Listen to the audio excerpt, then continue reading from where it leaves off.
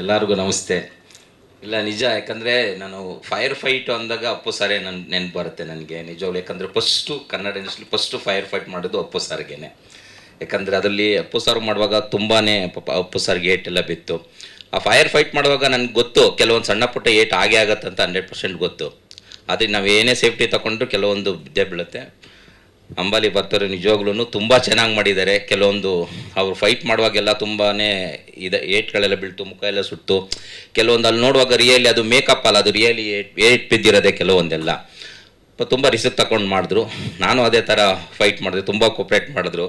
ನಿಜವಾಗ್ಲೂ ತುಂಬ ಚೆನ್ನಾಗಿ ಮಾಡ್ತಾರೆ ಫೈಟ್ಸು. ಆ್ಯಕ್ಚುಲಿ ನಾನು ಮೊದಲೇ ಮೇಡಮ್ ಕಲ್ತ್ಕೊಬಂದು, ಇಲ್ಲ ಸರ್ ಎಲ್ಲೂ ಕಲ್ತಿಲ್ಲ ನಾನು ಹಂಗೆ, ಬಟ್ ಹೇಳಿದ್ದೆಲ್ಲ ತುಂಬ ಚೆನ್ನಾಗಿ ಮಾಡಿದ್ರು. ಹಂಗೆ ನಮ್ಮ ಇವರು ಪಂಚಾಕ್ಷಿ ಅವರು ಪಂಚವರು ತುಂಬ ಚೆನ್ನಾಗಿ ಮಾಡ್ರು ಅವರು ಫೈಟ್ಸ್ ಎಲ್ಲ. ಮತ್ತು ವೀರ ಸರ್ ಬಗ್ಗೆ ಹೇಳ್ಬೇಕಾದ್ರೆ ಲೈಟ್ಸಿಂಗ್ ಎಲ್ಲ ತುಂಬ ಚೆನ್ನಾಗಿ ಮಾಡಿದ್ದಾರೆ. ನನಗೆ ತುಂಬ ಖುಷಿ ಆಯಿತು. ತುಂಬ ಕಂಫರ್ಟಬಲ್ಲು, ಒಳ್ಳೆಯದಾಗಲಿ. ಮತ್ತು ನಮ್ಮ ಊರವರು ಚೇತನ್ ಸಾರು ನಿಜವಾಗ್ಲೂ ಇವತ್ತು ಟೀಸರ್ ಲಾಂಚ್ ಇದು ಮಾಡ್ಕೊಡೋದಕ್ಕೆ ತುಂಬ ಟ್ರೈಲರ್ ಚೆನ್ನಾಗಿ ಬಂತು. ಇವತ್ತು ಟ್ರೈಲರ್ ನೋಡಿದ್ರಿ, ಒಂದು ವಿಶೇಷ ಕಾಣಿಸ್ತಾ ಇರುತ್ತೆ ಪ್ರತಿಯೊಂದು ಫ್ರೇಮಲ್ಲೂ. ಇದು ದೆವ್ವದ ಸಿನಿಮಾನ ಇಲ್ಲ ಸೈಕಿಕ್ ಸಿನಿಮಾನ, ಎರಡರ ಮಧ್ಯದಲ್ಲಿ ಒಂದು ವಿಷಯ ಇದೆ. ಆ ವಿಷಯನ ತುಂಬ ಚೆನ್ನಾಗಿ ತಿಳಿಸಿದ್ದಾರೆ ಇಡೀ ಸಿನಿಮಾದಲ್ಲಿ. ಇನ್ನೇನು 29ಕ್ಕೆ, ಈ ತಿಂಗಳು 29ಕ್ಕೆ ರಿಲೀಸ್ ಇದೆ. ನವೀನ್ ಸರ್ ಹಾಗೆ ಅಂಬಾಲಿ ಮೇಡಮ್ಗೆ ತುಂಬ ಥ್ಯಾಂಕ್ಸ್ ಹೇಳ್ತೀನಿ. ಒಂದು ಒಳ್ಳೆಯ ಅವಕಾಶ, ನನಗೂ ಒಂದು ಒಳ್ಳೆಯ ಎಕ್ಸ್ಪೀರಿಯನ್ಸ್ ಇತ್ತು ಇದರಲ್ಲಿ. ಅವ್ರ ಜೊತೆ ಒಂದು ಒಳ್ಳೆ ಜರ್ನಿ ಮಾಡಿದ್ದೀನಿ. ಹಾಗೆ ಪಂಚಿ ಸರ್, ನೀವು ತುಂಬ ಚೆನ್ನಾಗಿ ಕಾಣಿಸ್ತಿದ್ರಿ, ಚೆನ್ನಾಗಿ ಮಾಡಿದ್ದೀರಿ. ತುಂಬ ಎಲ್ಲ ನನ್ನ ಕಲಾ ತಂಡಕ್ಕೆ ಹಾಗೆ ನನ್ನ ಮ್ಯೂಸಿಕ್ ತಂಡಕ್ಕೆ ಎಲ್ಲರಿಗೂ, ಆಮೇಲೆ ಎಲ್ಲ ಟೆಕ್ನಿಷಿಯನ್ಸಿಗೂ ಸಮೇತ ನನ್ನ ಕಡೆಯಿಂದನೂ ಥ್ಯಾಂಕ್ಸ್ ಹೇಳೋಕ್ಕೆ ಇಷ್ಟಪಡ್ತೀನಿ. ಎಲ್ಲರ ಶ್ರಮ ಇಲ್ಲಿ ಕಾಣಿಸ್ತಾ ಇದೆ. ನಿಮ್ಮೆಲ್ಲರ ಆಶೀರ್ವಾದ ಇರಲಿ ಅಂತ ಕೇಳ್ಕೊತೀನಿ. ಮೇಡಮ್, ನೀವು ನಂಗೆ ಸಿನಿಮಾಗೆ ಚಾನ್ಸ್ ಕೊಟ್ಟಿದ್ದಕ್ಕೆ ನಿಮ್ಗೆ ಥ್ಯಾಂಕ್ಸ್ ಹೇಳ್ತೀನಿ. ಮತ್ತು ಡೈರೆಕ್ಟ್ರಿಗೂ ಥ್ಯಾಂಕ್ಸ್ ಹೇಳ್ತೀನಿ ಚಾನ್ಸ್ ಕೊಟ್ಟಿದ್ದಕ್ಕೆ. ಹಾಗೆ ನಮ್ಮ ಪಂಚಿ ಸರ್ ಚೆನ್ನಾಗಿ ಮಾಡಿದ್ದೀರಿ ಸರ್ ನೀವು. ಬಟ್ ನಿಮ್ಮ ಸಪೋರ್ಟ್ ಹಾಗೇ ಇರಲಿ ನಮಗೆ. ನಮ್ಮ ಸಿನಿಮಾ ಒಳ್ಳೇದಾಗಲಿ. All the best. ಆಯಿತು, ಡೇಟ್ ಒಂದ್ಸಲ ಹೇಳ್ಬಿಡಿ. ನವೆಂಬರ್ 29 ನಮ್ಮ ಸಿನಿಮಾ ರಿಲೀಸ್ ಆಗ್ತಿದೆ, ಎಲ್ಲರೂ ನೋಡಿ.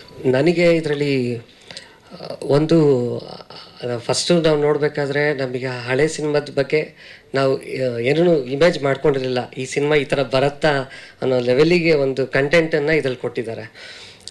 ದೇವರು, ದೆವ್ವ ಆ್ಯಂಡ್ ಮನುಷ್ಯನ ಒಳಗಿರುವ ಒಂದು ಸತ್ಯ ಅಸತ್ಯಗಳ ಮಧ್ಯೆ ಇರುವಂಥ ವಿಷಯ ಇದೆ ಇದರಲ್ಲಿ. ನಂಬಿದರೆ ನಾನು ಆಸ್ತಿಕ ಆಗ್ತೀನಿ, ನಂಬಿಲ್ಲ ಅಂದರೆ ನಾಸ್ತಿಕ ಆಗ್ತೀನಿ. ಚೆನ್ನಾಗಿದ್ದರೆ ಆರೋಗ್ಯವಂತ ಆಗಿರ್ತೀನಿ, ಚೆನ್ನಾಗಿಲ್ಲ ಅಂದರೆ ಅನಾರೋಗ್ಯವಂತ ಆಗಿರ್ತೀನಿ. ಇದ್ರ ಮಧ್ಯದಲ್ಲಿ ಒಂದು ವಿಷಯನ ತುಂಬ ನೀಟಾಗಿ ತೋರಿಸಿದ್ದಾರೆ. ಹಾಗೆ ತುಂಬ ಚಾಲೆಂಜಿಂಗ್ ಆಗಿತ್ತು. ಪ್ರತಿಯೊಂದು ಈಗ ಒಂದು ಸೀನಿಗೆ ಹೋಗ್ತಾ ಇದೆ ಅಂತ ಹೇಳಿದ್ರೆ ಆ ಸೀನ್ ಇಮ್ಮಿಡಿಯೇಟ್ಲಿ ಚೇಂಜ್ ಆಗಿರೋದು. ನಾನು ಆ ಬ್ಯಾಕ್ಗ್ರೌಂಡ್ ಸ್ಕೋರ್ ಮಾಡಬೇಕಾದ್ರೆ ಕೆಲವು ಟೈಮಲ್ಲಿ ನಾವು ಹೆಚ್ಚು ರಾತ್ರಿ ಒಂದು 10 ಗಂಟೆಯಿಂದ ಬೆಳಗ್ಗೆ 4 ಗಂಟೆವರೆಗೆ ಕೆಲಸ ಮಾಡ್ತಿದ್ದಿದ್ದು. ಹಾರರು ಮತ್ತು ಸೈಕಿಕ್ ಮಧ್ಯದಲ್ಲಿ ನಡೀತಿರೋದ್ರಿಂದ ಎಷ್ಟೋ ಟೈಮ್ ನಮಗೇನೆ ಗೂಸ್ ಬಂಪ್ಸ್ ಬಂದಿದೆ. ಎಲ್ಲರೂ ನಾವು ಅದನ್ನೆಲ್ಲ ಆಲ್ರೆಡಿ ಅನುಭವಿಸಿದ್ದೀವಿ. ಒಂದು ಚಾಲೆಂಜಿಂಗ್ ಇತ್ತು.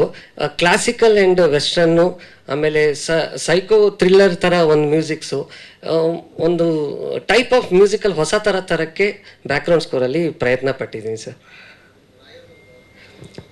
ರಾಯರ ಶ್ಲೋಕ ಇದು ಕ್ಲೈಮ್ಯಾಕ್ಸ್ ಸೀನಿಗೆ ಅಂತ ಹೇಳಿ ಮಾಡಿರೋವಂಥದ್ದು.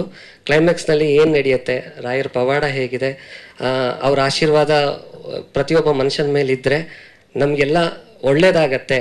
ಆ ದುಷ್ಟಶಕ್ತಿಗಳಿರ್ಬೋದು ಅಥವಾ ಮಾನಸಿಕವಾಗಿ ನಾವು ಒತ್ತಡದಲ್ಲಿ ನಾವು ಏನೇ ಇದ್ರೂ ಆ ನೆಮ್ಮದಿ ಸಿಗ್ಬೋದು, ಪ್ರತಿಯೊಂದು ರಾಯರಿಂದ ಸಿಗತ್ತೆ ಅನ್ನೋ ಒಂದು ವಿಷಯನ ಲಾಸ್ಟ್ ಕ್ಲೈಮ್ಯಾಕ್ಸಲ್ಲಿ ನಮಗಿದೆ. ಆ ಕ್ಲೈಮ್ಯಾಕ್ಸ್ ಸಾಂಗ್ ಅಂತ ಹೇಳಿ ಮಾಡಿ ಫುಲ್ಲಿ ಮ್ಯೂಸಿಕ್ನಲ್ಲೇ ಆ ಮ್ಯೂಸಿಕ್ ಥೀಮೇ ಮಾಡಿ ಕೊನೆ ಎಂಡಿಂಗಲ್ಲಿ ಮಾತ್ರ ರಾಯರ ಒಂದು ಸ್ಮರಣೆಗೆ ಒಂದು 4-5 ಲೈನ್ಗಳನ್ನು ಬರೆದಿದ್ದಾರೆ.